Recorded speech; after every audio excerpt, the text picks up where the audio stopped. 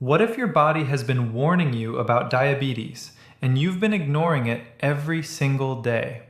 Before any blood test, before any diagnosis, the signs may already be visible right on your feet. And today, what I'm about to reveal could change how you see your health forever. Most people believe that diabetes can only be caught by a blood test. You go to your doctor, the lab work comes back, and that's when you find out. I understand why people think that. For years, that's what most patients told me too. My name is Dr. Richard Ben, and I've been practicing medicine for over 20 years.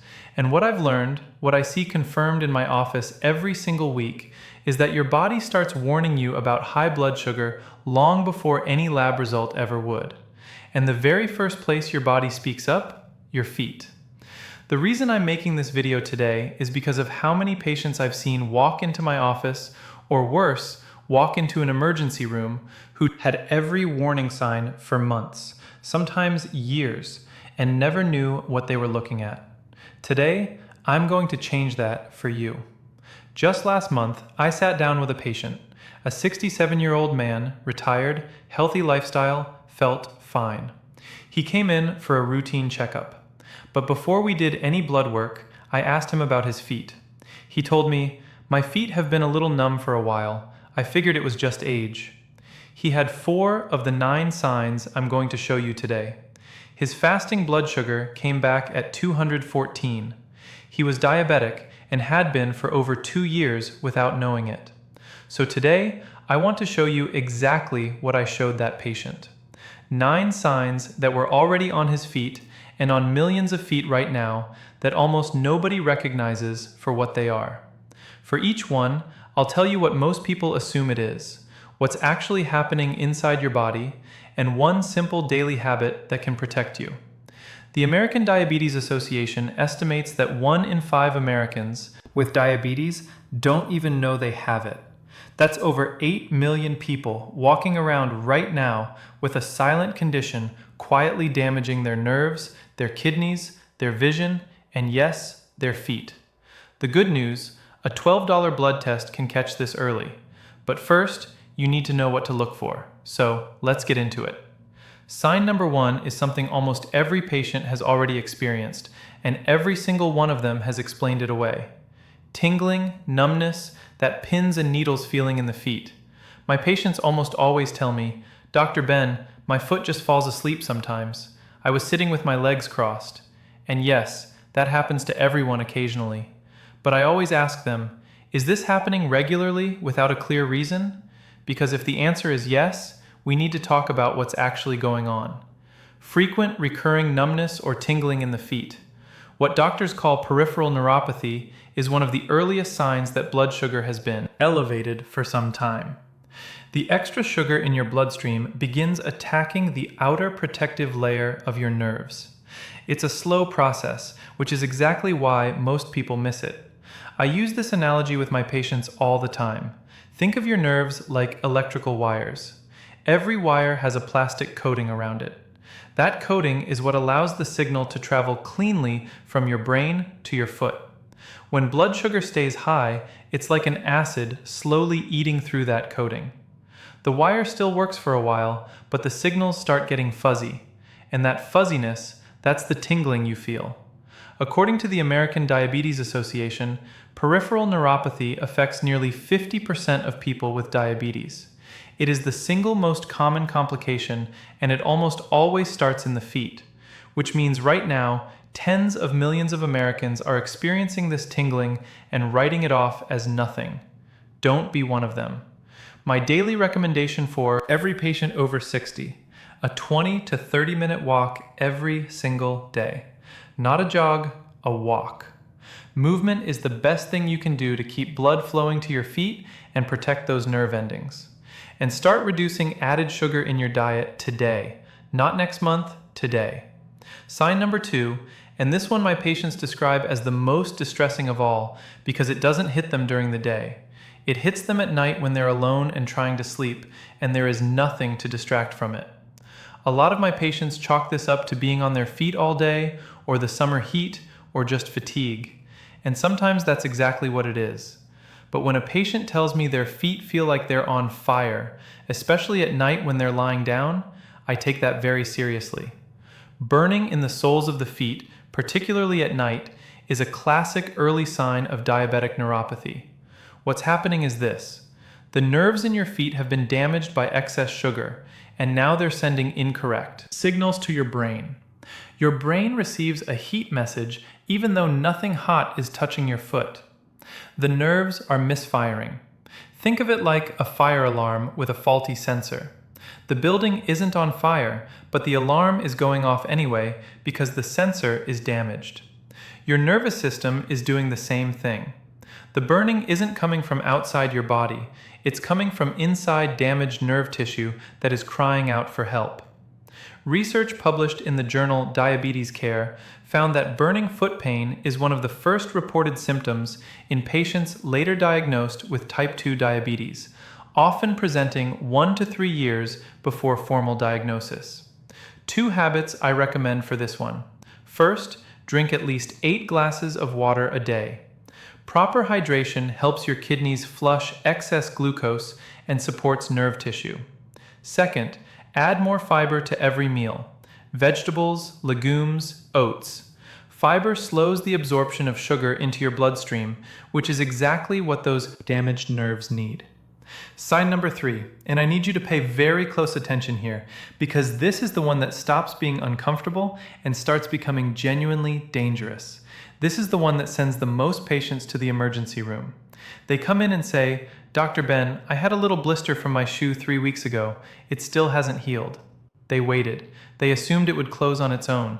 Most small wounds do heal on their own, but not when blood sugar is elevated. When blood sugar is consistently high, your body loses its ability to heal efficiently. The blood vessels throughout your body, including the tiny ones in your feet, begin to narrow and stiffen. This means that oxygen, white blood cells, and the nutrients that repair tissue simply cannot reach the wound fast enough. The wound sits there, open, vulnerable, and slow to close. Imagine trying to water a garden, but your hose has a serious kink in it. The water is there, but it's not getting where it needs to go. That's exactly what high blood sugar does to circulation in your feet. The healing ingredients exist in your blood, and they just can't reach the wound. And an open wound that won't close is an infection waiting to happen. The Centers for Disease Control reports that diabetic foot ulcers are the leading cause of non-traumatic lower limb amputations in the United States, over 100,000 per year. Almost all of them were preceded by a small wound that was ignored. After your bath or shower tonight, sit down and look at both feet carefully. Look between every toe. Look at your heels. If you see any cut, blister, or broken skin, clean it with mild soap and water. Apply an antiseptic and cover it. And if it hasn't improved in 48 hours, call your doctor. Not next week, 48 hours. Sign number 4. And this one is hiding in plain sight. Most people walk past it every single day without realizing what they're looking at. It's visible, it's been there, and almost nobody connects it to blood sugar. Patients see their feet turning darker or more reddish, and they tell me, "I think it's just sun damage," or "I've always had dark skin on my ankles." And that may be true, but there is a specific pattern of discoloration, particularly around the ankles, that I look for when assessing blood sugar risk. When circulation is compromised by high blood sugar, the lower legs and feet don't receive enough fresh, oxygenated blood. The skin changes color as a result. You may see darkening deep red or even a bluish tint around the ankles. This is your skin telling you that blood flow to that region is inadequate.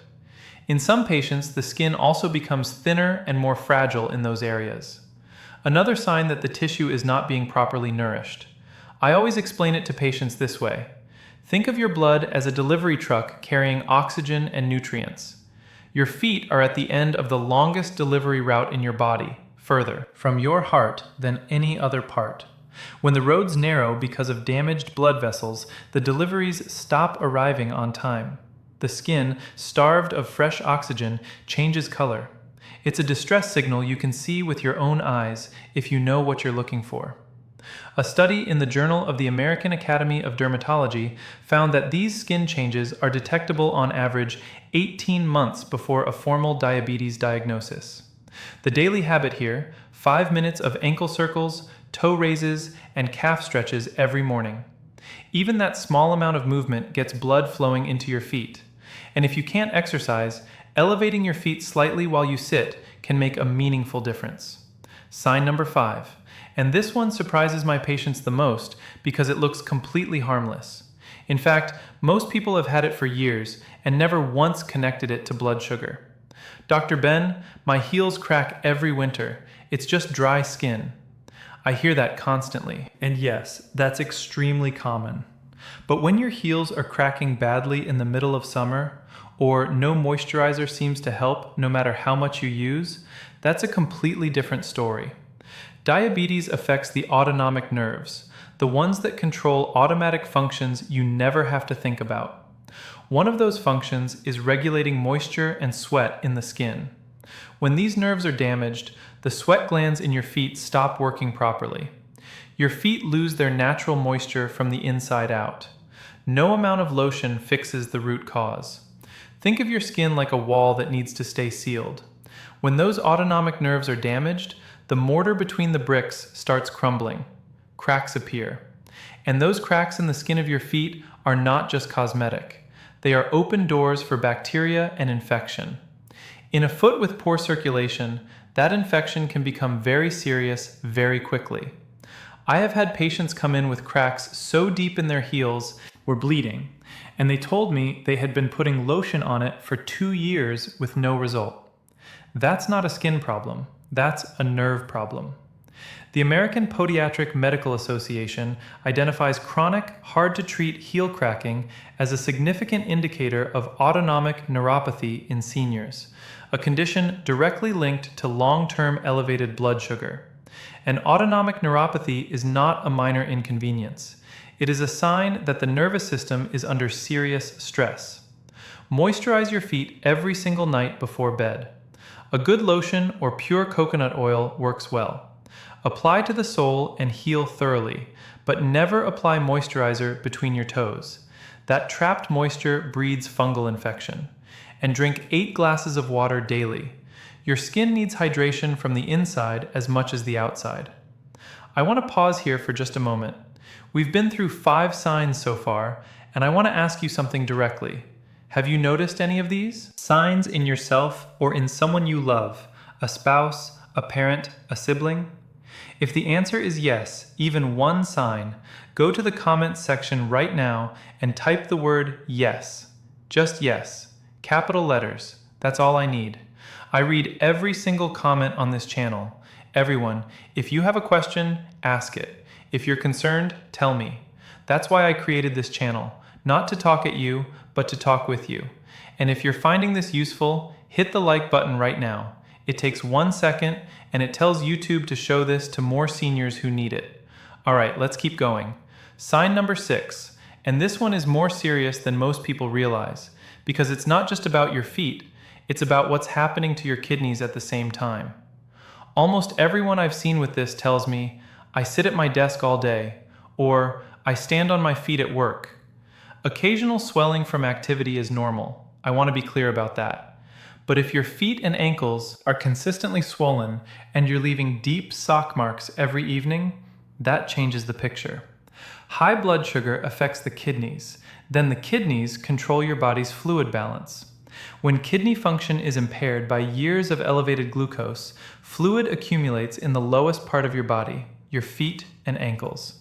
This swelling, called edema, is a sign that your body's filtration system is under stress. Think of your kidneys as the filtration plant for your body. Every drop of blood passes through them to be cleaned. When high blood sugar damages those filters, the system backs up like an excess fluid has nowhere to go except downward. Gravity does the rest. The fluid pools in your ankles. You press your finger into the swollen area, and the indentation stays there for a few seconds. That's called pitting edema, and it is not something to ignore. The National Kidney Foundation reports that diabetic kidney disease affects approximately 1 in 3 adults. With diabetes and lower extremity edema, is frequently the first visible sign that kidney function is being compromised. When you rest, elevate your feet above the level of your heart, even a few inches on a pillow. This helps pull that accumulated fluid back toward the center of your body and reduce sodium in your diet. Salt causes your body to retain water, which makes edema significantly worse. Read labels. Many canned and processed foods are loaded with sodium, and if the swelling is new, persistent, or getting worse, please bring it to your doctor's attention at your next visit. Don't wait for it to become a bigger problem. Sign number 7 is the one I see most often misdiagnosed. Men especially, and by the time they find out what it actually is, they've been living with it and masking it for years. The majority of my senior patients are male, and what I hear, almost without exception, is this: "I've been taking ibuprofen for the foot pain for months. I figured it was arthritis, maybe an old sports injury." I've heard this story dozens of times, and sometimes that's exactly right. But sometimes the pain has a completely different origin, one that ibuprofen will never touch. When nerves are damaged by chronic high blood sugar, they don't always go quiet. Sometimes they become hyperactive. Instead of going numb, they start firing random, intense signals your brain interprets as severe pain. Patients describe it as stabbing, an electric shock, or a hot needle through the foot. This happens most often at night, when there are no other sensory distractions. Think of a car alarm damaged in a fender bender. Every few minutes it starts screaming for no reason. Nobody is breaking into the car. The alarm is just broken. That's what a damaged nerve does. It sends alarm signals to your brain when nothing is actually happening. The pain is completely real, but its source is nerve dysfunction, not injury. And taking ibuprofen doesn't fix a damaged nerve. What it does is mask a signal your body is desperately trying to send you. And masking signals is the last thing you want to do when your nerves are asking for help. A landmark study in the New England Journal of Medicine found that painful diabetic neuropathy affects approximately 25% of people with diabetes and is frequently mistaken for arthritis, tendinitis, or age-related joint pain. Every morning, 5 minutes of gentle foot and ankle stretching before you get out of bed. Flex your feet, circle your ankles, pull your toes back gently, get blood moving before you put weight on your feet. And every night before bed, give your feet a gentle 3-nut massage. Light circular strokes along the sole and up the ankle. Your nerves will thank you. Sign number 8 is the one that tells me how far things have progressed. When I see this in a patient, I know the damage is not early anymore. And almost every single time, the patient's first reaction is, "Doctor, I've had that my whole life." They say, "I've always had cold feet, Dr. Ben. My wife has stolen the electric blanket every winter for 30 years. And I laugh with them. But then I ask, "Are your feet cold in July? Are they cold under 3 blankets?" Because that's when I become concerned. Cold feet that persist regardless of the temperature around you. Cold in summer, cold under heavy blankets, cold even when the rest of your body feels warm, are a strong indicator of significantly compromised blood circulation in the lower extremities. Your blood vessels have narrowed or stiffened to the point where warm blood simply is not reaching the tips of your feet in sufficient volume. Think of your blood vessels like a heating system running pipes to every room in your house. When those pipes narrow from blood sugar damage, the heat doesn't make it to the far end. The room stays cold no matter how hard the furnace works. That cold is not about the weather, it's about the pipes. The American Heart Association identifies peripheral artery disease caused by narrowed blood vessels as affecting over 8 million Americans, with diabetes being the single largest risk factor. Cold feet are one of its earliest and most consistent symptoms. The best response here is a 30-minute brisk walk every single day. Not a stroll, a purposeful arm-swinging walk. This forces blood circulation into the feet and lower legs, strengthens blood vessel walls, and over time can reverse some of the early narrowing. Start with 10 minutes if 30 feels like too much. The important thing is to start today. Sign number 9, and this is the one almost nobody ever talks about, The one I have never seen covered in a patient brochure. The one most people walk right past, including many doctors. But once you know it, you will never unsee it. And I almost never have to bring it up because patients rarely notice it themselves. But during a foot exam, when I look at the lower legs and the tops of the feet, sometimes there's a visible absence of hair in those areas. The patient looks down and says, "Huh, I never noticed that." And that is exactly the problem. It's a quiet sign, easy to miss, but it matters. Hair follicles need a steady supply of blood and oxygen to function. When circulation is significantly impaired by long-standing elevated blood sugar, the follicles in your feet and lower legs slowly stop receiving what they need. Over time, they stop producing hair entirely. That hair loss is a visible marker of blood vessel damage that's been progressing in many cases for years. Think of hair follicles like small plants in a garden. When the irrigation pipe narrows or blocks, the plants don't die immediately. They just gradually stop growing. The absence of growth is your body sending a message about your blood vessel health. A message you can see every time you look at your legs. Research published in Diabetes, Obesity, and Metabolism found that hair loss on the lower extremities correlates significantly with peripheral vascular disease in diabetic patients, a reliable and frequently overlooked sign that physicians are specifically trained to check for. Right after this video, look at your lower legs and the tops of your feet. If the hair is significantly thinner than the rest of your leg or absent entirely, schedule a blood glucose test this week. Not this month, this week. Approximately $12 at any certified lab covered by Medicare for most of you. $12 can change the entire trajectory of your health. We've covered a lot today. 9 signs, 9 chances to catch something before it catches you. And I want to be honest with you about something. One of the hardest parts of my job is sitting across from a patient who has had every single one of these signs for 2 years and is only just now finding out why. Not because they didn't care, they cared deeply. They just didn't have the information. You now have that information, and I want you to do one thing with it. Just one thing. Tonight, before you go to bed, sit down and look at your feet. Take 30 seconds. Look at the skin. Look between the toes. Feel for numbness. Check for any wound that shouldn't be there. 30 seconds, that's all I'm asking. And if you see or feel anything on this list, please call your doctor tomorrow. Not next week, tomorrow. Because the earlier you catch this, the more completely it can be managed in most cases through a change in diet, a daily walk, and a conversation with your doctor.